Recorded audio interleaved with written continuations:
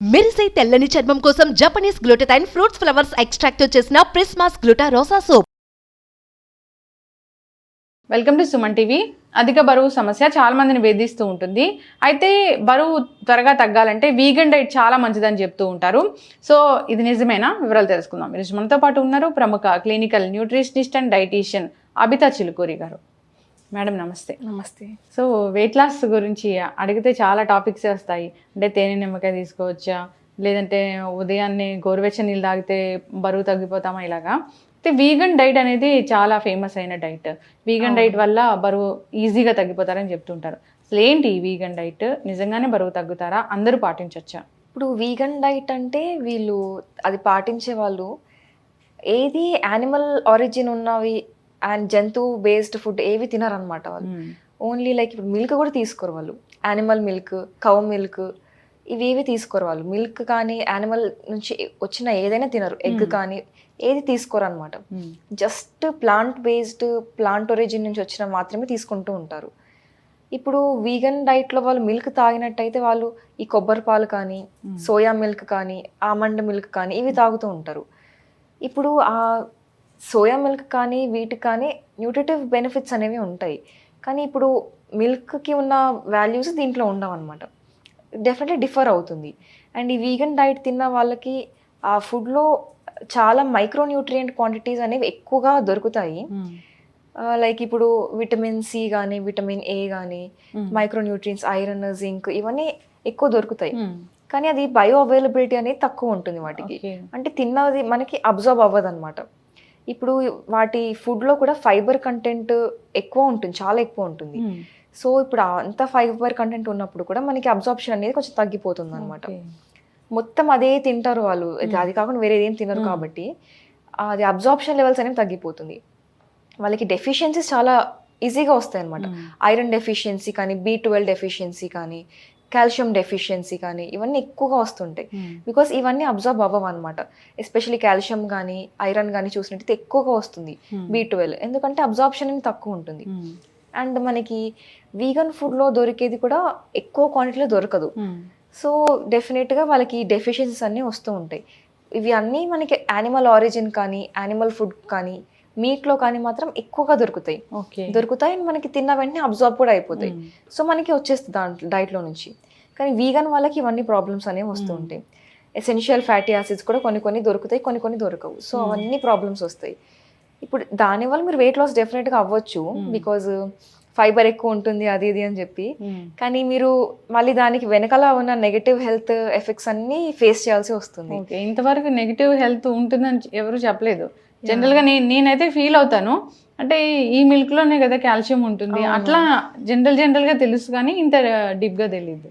డెఫినెట్గా సోయా మిల్క్లో మనకి isoflavones, flavones, మంచి క్వాలిటీస్, ప్రోటీన్స్ అవన్నీ ఉండడం వల్ల డెఫినెట్గా మనకి ఏంటంటే యాంటీ క్యాన్సర్, యాంటీ ఇన్ఫ్లమేటరీ ఇవన్నీ ఉంటాయి ప్రాపర్టీస్, యాంటీ ఆక్సిడెంట్ ఇవన్నీ. కానీ దాంతోపాటు మనం నాన్ వెజిటేరియన్ ఫుడ్ ఇవన్నీ తీసుకున్నట్టయితే మనకి ప్రాపర్గా బ్యాలెన్స్డ్ డైట్ వల్ల అన్ని న్యూట్రియన్స్ ఉంటాయి, డెఫిషియన్సీస్ రాకుండా ఉంటుంది. ఇప్పుడు జస్ట్ వీగన్ ఫాలో అవ్వడం వల్ల చాలా న్యూట్రిషన్ డెఫిషియన్సీస్ వచ్చేస్తూ ఉంటాయి.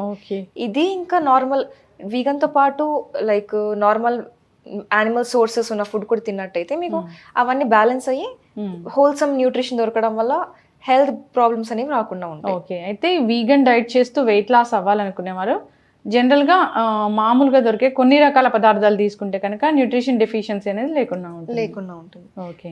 అది వీగన్ డైట్ ఒక్కటే మీకు జస్ట్ వెయిట్ లాస్ అని చెప్పి తీసుకోకుండా అన్ని తీసుకోవాలన్నమాట. కొంచెం మిల్క్ కానీ, వెజిటేరియన్స్ అయితే మిల్క్, పన్నీరు ఇవన్నీ తీసుకోవాలి, ప్రోటీన్ అవన్నీ రావాలి అంటే. అండ్ మనకి ఇప్పుడు లీన్ ప్రోటీన్ కావాలి అని అనుకున్నట్టయితే అది ఓన్లీ మనకి యానిమల్ ఒరిజిన్ నుంచి వస్తుంది. ఈ చికెన్, ఫిష్, ఎగ్ వీటిలో లీన్ ప్రోటీన్ అనేది ఉంటుంది. ఈ లీన్ ప్రోటీన్ మళ్ళీ మనకి వెజిటేరియన్ సోర్సెస్లో దొరకదు, స్టార్చెస్తో పాటు మిక్స్ అయిపోయి అట్లా దొరుకుతుంది, కాంబినేషన్లో దొరుకుతుంది. లీన్ ప్రోటీన్ అనేది దొరకడం చాలా కష్టం. అండ్ అది మనకి non vegetarian sources protein, non veg కాకపోయినా ఎగ్. ఇప్పుడు మనం చూసినట్టయితే ఎగ్ ఇప్పుడు వెజిటేరియన్ ఎగ్స్ అవన్నీ మనకి దొరికేవి, ఎందుకంటే అవన్నీ అన్ఫర్టిలైజ్డ్ ఎగ్స్ ఉంటాయి కాబట్టి. బ్రాయిలర్ ఎగ్స్ ఇవన్నీ అవన్నీ మనకి ఫర్టిలైజ్ అవ్వకుండానే వచ్చేస్తాయి ఎగ్స్.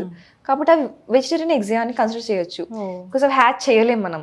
సో అవి వెజిటేరియన్ ఎగ్స్ మనం తినేవన్నీ. సో వెజిటేరియన్ వాళ్ళు కూడా ఎగ్స్ కంపల్సరీగా తినాలి మనకి హోల్సమ్ న్యూట్రిషన్ కావాలి అని అనుకున్నట్టయితే. సో డెఫినెట్ గా vegan diet is not at all good అనమాట, జస్ట్ ఓన్లీ వీగన్ అంటే. ఈ ఫామ్ నుంచి వచ్చే ఎగ్స్ అన్ని నార్మల్ వెజిటేరియన్ ఎగ్స్ అలా ఉంటుందా? ఓకే. సో ఈ నాటుకోడి గుడ్లు అంటారు కదా, అవి మాత్రం ఫర్టిలైజ్డ్ ఉంటాయి. మనకి నాటుకోడి నుంచి వచ్చే గుడ్లు అట్లాంటి వాటి నుంచి వస్తే మాత్రం ఫర్టిలైజ్డ్ ఉంటుంది. మనకి బయట మార్కెట్ లో దొరికే వైట్ ఎగ్స్ అవన్నీ unfertilised eggs. So vegetarian eggs అవన్నీ ఓకే బిందాస్ గా తినేసేయచ్చు. సో అసలు ఈ వీగన్ డైట్ అనేది ఎవరైనా స్టార్ట్ చేయాలనుకుంటే ఎలా స్టార్ట్ చేయాలి? ఎవరికి ఈ వీగన్ డైట్ అనేది సెట్ అవ్వదు? వీగన్ డైట్ అనేది ఇప్పుడు ఎవరికైనా సెట్ అవ్వదు, ఎవరికైనా కానీ డెఫిషియన్సీస్ వస్తాయి. So better not to follow only just vegan diet. దాంతోపాటు లైక్ వెజిటేరియన్, నాన్ వెజిటేరియన్ అన్ని కాంబినేషన్ లో తీసుకోవచ్చు. యానిమల్ ఒరిజిన్ ఉన్న ఫుడ్ కూడా తీసుకోవాలన్నమాట. జస్ట్ వీగన్ తోని వెయిట్ లాస్ అవ్వడం అనేది అయిపోతారు, కానీ నెగటివ్ హెల్త్ ఎఫెక్ట్స్ వస్తాయి. కాబట్టి హెల్త్ చూసుకోవాలంటే we cannot follow vegan diet. Okay. So ఏదైనా మ్యారేజ్ ఉంది, లేదంటే ఏదైనా ఒక ఫంక్షన్ ఖచ్చితంగా స్లిమ్ అవ్వాలని అనుకుంటున్నారు అన్నప్పుడు, త్వరగా అవ్వాలి అన్నప్పుడు ఎలాంటి డైట్ అనేది తీసుకోవచ్చు? మీరు అట్లా త్వరగా వెయిట్ లాస్ అవ్వాలి అని అనుకుంటే కొంచెం మెటబాలిజం ఇంక్రీజ్ చేసుకొని, కొంచెం ఫిజికల్ యాక్టివిటీ ఇవన్నీ ఇంక్రీజ్ చేసేసుకొని, దాంతోపాటు మీరు ఫుడ్ తినడం కూడా ఎక్కువ లార్జ్ మీల్స్ తినకుండా ఫ్రీక్వెంట్గా తిన్నా కానీ కొంచెం తినాలన్నమాట. మీరు దాంట్లో ఎక్కువ ఫైబర్, ఎక్కువ ప్రోటీన్ ఉన్న ఫుడ్ తింటూ మీరు ఈజీగా వెయిట్ లాస్ అయిపోవచ్చు. ఇప్పుడు మీరు చీట్ డేస్ అవన్నీ పెట్టుకోవడం, ఇప్పుడు మీరు చీట్ డేస్ పెట్టుకున్నట్టయితే ఎట్లా ఉంటుంది మళ్ళీ అది, ఒక 4 days వీక్ మీరు డైట్ చేసి ఒక డే చీట్ డే అని తింటారు, 6 days డైట్ చేసి చీట్ డే తినేస్తారు. సో మీరు డైట్ చేసి ఎంతైతే మీరు నెగటివ్ క్యాలరీ బ్యాలెన్స్ లోకి వెళ్ళిపోతారో, ఆ ఒక్క చీట్ డే రోజు తిన్న ఫుడ్ అంతా మీకు మొత్తం పాజిటివ్ క్యాలరీ బ్యాలెన్స్ చేసేస్తుంది, కవరప్ అయిపోతుంది అనమాట. మీరు వెయిట్ లాస్ అవ్వడం అనేది ప్రాబ్లం అవుతుంది. సో అట్లా కాకుండా మీరు తినే ఫుడ్ కూడా లైక్ ఇప్పుడు పేస్ట్రీస్ కానీ అది కానీ తిన్నా కానీ కొంచెం తినుకుంటూ దీంతో పాటు మెయింటైన్ చేసుకుంటూ వెయిట్ లాస్ అవ్వచ్చు. లేదంటే మీకు ఫంక్షన్స్ ఉన్నాయి, ఇట్లా 30 days 40 days లో వెయిట్ లాస్ అవ్వాలి అట్లా అనుకుంటే ఆ 30 days వరకు అవాయిడ్ చేసేసి మళ్ళీ మీరు తిన్నప్పుడు క్యాలరీస్ అనేవి కట్ చేసుకొని తినాలన్నమాట. అది ఎంత క్యాలరీస్ ఇస్తుందో చూసి దాన్ని కట్ చేసుకొని తినాలి. అట్లా మెల్లిగా ఇంక్లూడ్ చేసుకుంటూ డైట్ లో ఫాలో అయితే మీకు వెయిట్ లాస్ అనేది కన్సిస్టెంట్ గా కూడా ఉంటుంది. ఓకే. వన్స్ బరువు తగ్గారు, హెల్దీ వేలో తగ్గారు, సో మళ్ళీ బరువు పెరగకూడదు అంటే ఈ పదార్థాలు అవాయిడ్ చేయాలి ఖచ్చితంగా అంటే ఏం చెప్తారు? ప్రాసెస్డ్ ఫుడ్ ఈజీగా అంటే ప్రాసెస్డ్ ఫుడ్ అని చెప్పొచ్చు. ఎక్కువ షుగరీ కంటెంట్ ఉన్న ఫుడ్ ప్రాసెస్డ్ ఫుడ్ అని చెప్పొచ్చు. ఇది మనకి చిప్స్ కానీ, మేయోనేస్ కానీ, సాసెస్, మళ్ళీ ఇది బయట మనకి ప్యాకేజ్డ్ స్నాక్స్ దొరుకుతాయి, ఇవన్నీ ప్యాకేజ్డ్ ఫ్రూట్ జ్యూసెస్, ఇవన్నిట్లో కూడా మనకి షుగర్ కంటెంట్ ఇవన్నీ ఎక్కువ ఉంటుంది. మళ్ళీ వీళ్ళు పేస్ట్రీస్, బేకరీ ఐటమ్స్ ఇవన్నీ కొంచెం తగ్గించుకొని తినకుండా ఉంటే కన్సిస్టెంట్గా ఉంటుంది వెయిట్ లాస్ అనేది. సో వెయిట్ లాస్ కోసం రకరకాల డైట్స్ చేస్తూ ఉంటారు, ఇలాంటి వీగన్ డైట్స్ అనేవి చేస్తూ ఉంటారు. సో అవగాహన లేక, సో న్యూట్రిషన్ డెఫిషియన్సీ వస్తుంది, వాళ్ళని చూస్తే చాలా పేలగా ఉంటారు. సో అంటే ఖచ్చితంగా ఒక మనిషికి ఈ ఫిజికల్ అపీరెన్స్ కన్నా హెల్తీగా ఉండడం అనేది చాలా ఇంపార్టెంట్. ముందు దాని మీద ఫోకస్ పెట్టాలని కోరుకుందాము. ముందు ఏదైనా సమస్యలు వస్తే తట్టుకోవడానికి మన బాడీ కూడా సిద్ధంగా ఉండాలి. కాబట్టి so appearance is not an important అని అందరు కూడా ఆలోచించుకోవాలి.